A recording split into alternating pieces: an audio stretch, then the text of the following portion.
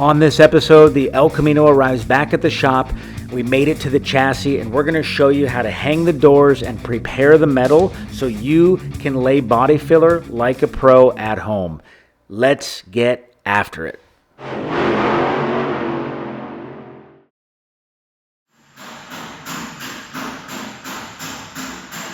We just got the body back from our buddies down the street at Mil-Spec. They did the undercoating, and of course, as you've seen in the previous videos, we had the entire body powder coated. What we're doing right now is pulling the body off of the rotisserie, and I'm just getting the chassis ready to go to put the body back on the original chassis. It's grimy, it's nasty, it's dirty, so we're gonna completely mask this chassis, drop the body on, and then we can start our bodywork process. It's life of building show cars on a time crunch. Let's go. As mentioned, we're using the original chassis to support and brace the body before we begin the filler work. But it's not the end game for this El Camino, as we're using a roadster shop chassis with modern suspension and modern geometry. In the meantime, while we wait for this roadster shop chassis to be built, we wrapped the original chassis with plastic and paper to protect our filler work from any grease and grime.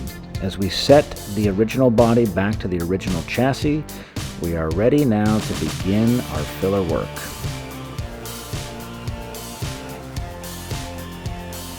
Body is mounted to the frame, and we're ready to install the doors, but we're tapping all the holes to make sure that they're clean and crisp before we install the hinges. As Brandon finishes tapping the holes, he then grabs the hinges and installs them into the pockets on the body. Next, we hang the doors, but keep all hardware loose. This is vital as we close the door and check the gaps. We want everything nice and loose and free so we can make the proper adjustments. Once everything looks proper, we tighten the hardware. We're ready to sling some mud. Give you a little bit of insight here onto what happens when you take a bare metal car and you put your first few coats of epoxy, or in this case, what happens when you powder coat a car.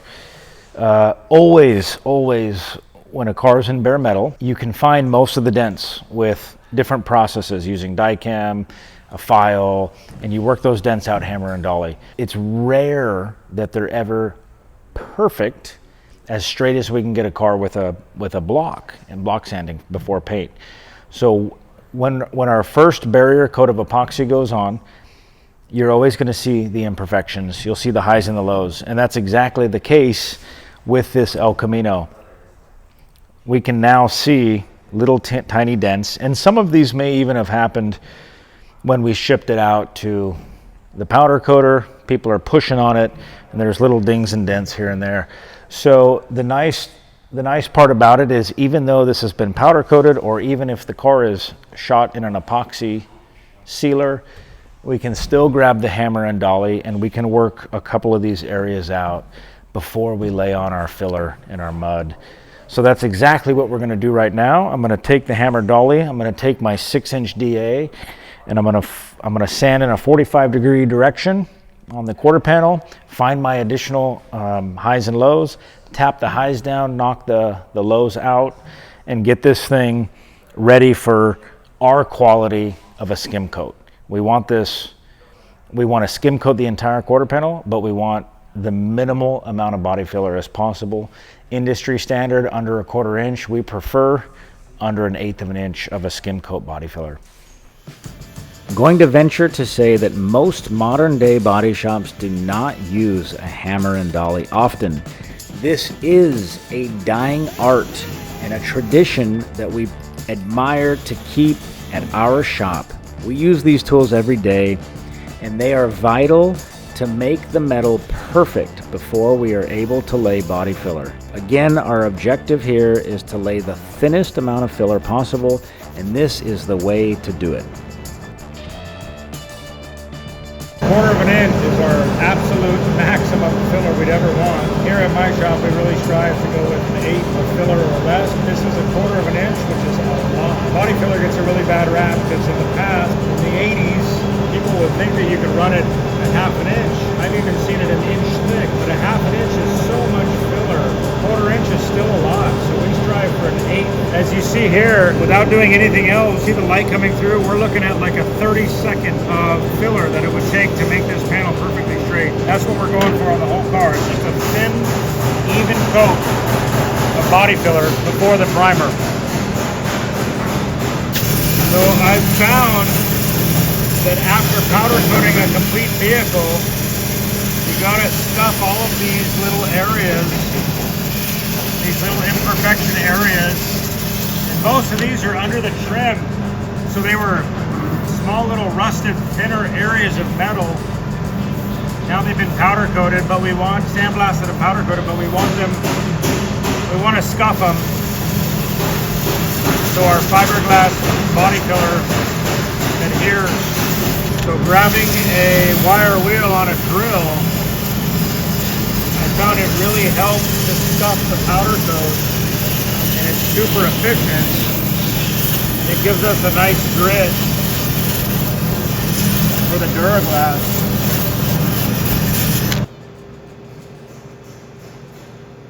So we're super clean on our Bondo board here. This is a plastic one. Keeping a really clean work environment is important with body filler. We don't want any contamination in this filler. So I use a stick. We're going to put a little bit of Marglass, fiberglass body filler down, spreader. It's really clean. There we go. I'm going to mix this up. I like the consistency. It feels good. If I wanted to thin this Marglass out a little bit, I would just add a little bit of this honey. All this is fiberglass resin, but the advantage is here you can add a little bit, and when you mix it in, it thins your body filler so it's easier to spread. Okay, we're gonna add the blue hardener. And we're gonna mix it. This is the part that does take concentration because you really want to mix this stuff well. If I spread it like that, you can see some of the blue hardener is not quite mixed in with the body filler, and that will just create soft spots in your filler. You'll have sections that don't totally cure. So always mix your filler twice as long as you think, and every time there'll be a little bit of hardener on the spreader. So it's important to work all of that off the spreader as well. We'll do a little test pull right here. Feels nice. There aren't any blue streaks, so we are safe to apply this. So let's do it. My first pull of body filler, I'm going to push pretty firmly because I want to get it in all the little low spots. And my next few pulls are pretty light. I'm holding it pretty light. I don't have a real aggressive angle. The closer I am to 90 degrees, the more filler I'm going to take off. As I lean the spreader into the bodywork, to the panel, the more body filler will retain onto the work panel. I'm going to hold it at a 45.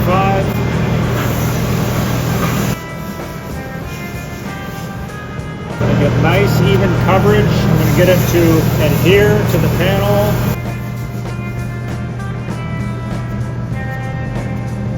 A little bit to the top. I'm going to come back with my soft fingertips here. Just going to clean it up. It's starting to kick off, so I'm pretty much at the point where I can't do much more.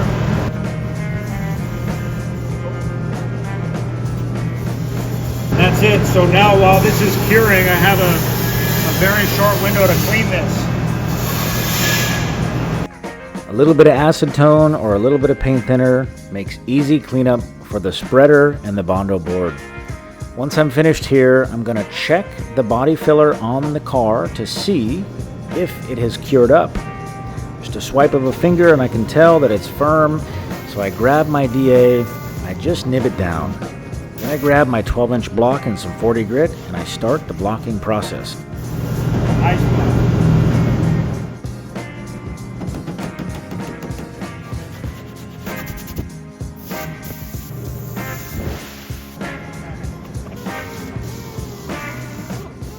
So this little area here is pretty much completed. Let me show you what it takes to pull the entire quarter panel with body filler on the driver's side.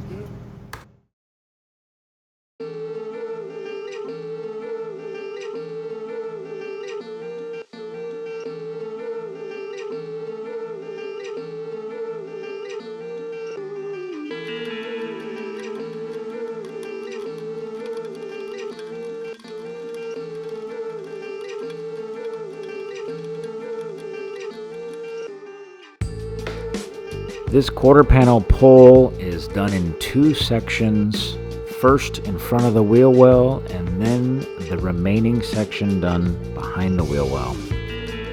Once I finish making the pull and sculpting to my likeness, I remove the tape because I don't want any of that body filler to end up in those holes. I clean up the edges, wait for this body filler to cure, and then I'm going to grab the 6-inch DA and just nib the initial body filler down to make it easy to block sand by hand. I want you to note that if you grab 150 grit sandpaper, you will be here for days. I see guys make this mistake all of the time. Sanding is not that enjoyable for most people. So do yourself a favor and use 40 grit DA paper and longboard paper when you are using Marglass body filler. Knock this stuff down quickly, makes it more enjoyable, and you can become a master sculptor just like me.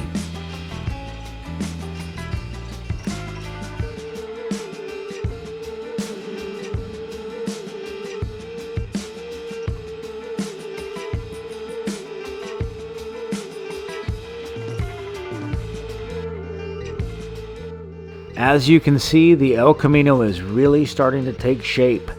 The Marglass body filler has been spread over the weld seams on the quarter panels. The doors have been hung in a line. The initial bodywork has begun on the doors and the firewall. So join us next week as we continue to teach you about the beginning basics of bodywork and block sanding. Thanks for watching. We'll see you on the next one. What's happening, everybody? Brian Mackey, Mackey's Hot Rod Shop, with our new YouTube channel, Mackey and Machine. Hey, we wanted to say thank you guys for all the new subscribers we have on the channel. We've been giving these packs away, shipping them right to the door. Now check it out. What are you going to win? Well, you're going to get a sweatshirt, you're going to get a Mackey shirt, you're going to get a beanie, a hat, stickers, all of it. But how do you win it? It's super easy. All you have to do is hit the subscribe button. We keep track of all of our new subscribers. Every new 1,000 subscribers, we ship a box of merch right to your door. It's that simple. Now, the coolest part, we are giving away a 1940 Ford fenderless chopped and dropped hot rod to one lucky subscriber. 50,000 subscribers, we give one car away. So follow along. We appreciate it. The biggest thing you got to do, subscribe, subscribe, subscribe. That is it. Thank you guys for the support. We appreciate you. Stay tuned. We'll see you on the next one.